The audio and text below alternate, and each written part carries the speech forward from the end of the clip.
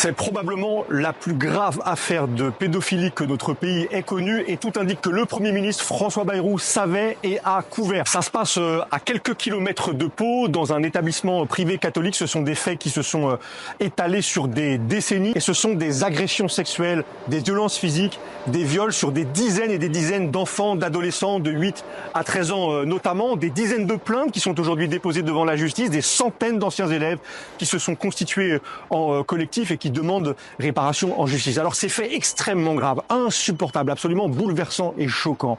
Le Premier ministre actuel François Bayrou ne pouvait pas les ignorer. Il ne le pouvait pas en sa qualité de parent d'élève. Son fils était scolarisé dans l'établissement.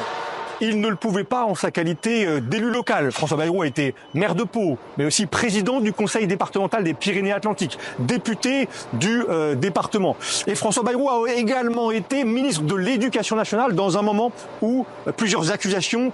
ont été portées contre des surveillants et des personnels de cet établissement. D'ailleurs, le journal Mediapart, qui révèle ces éléments ce matin, nous indique que François Bayrou a également, alors qu'il y avait une instruction en cours, qu'elle était couverte par le secret, chercher à obtenir des informations auprès du juge qui était à l'époque saisi du dossier. Il y a donc une situation qui est absolument révoltante, choquante, de découvrir l'ampleur des violences qui ont été perpétrées dans un système de violence dans cet établissement privé sous contrat contre des dizaines de jeunes et une incompréhension, une stupéfaction devant le silence du Premier ministre qui doit aujourd'hui absolument rendre des comptes devant les victimes, rendre des comptes devant la presse et devant la représentation nationale. Alors je vais, moi, s'il ne le fait pas, s'il ne répond pas aujourd'hui, l'interpeller très directement dans les jours qui viennent, parce qu'il y en a assez, à la fois de cette omerta sur les établissements privés sous contrat, des établissements qui sont par ailleurs très largement financés sur fonds publics, et on ne peut pas accepter, on ne peut pas supporter une seule seconde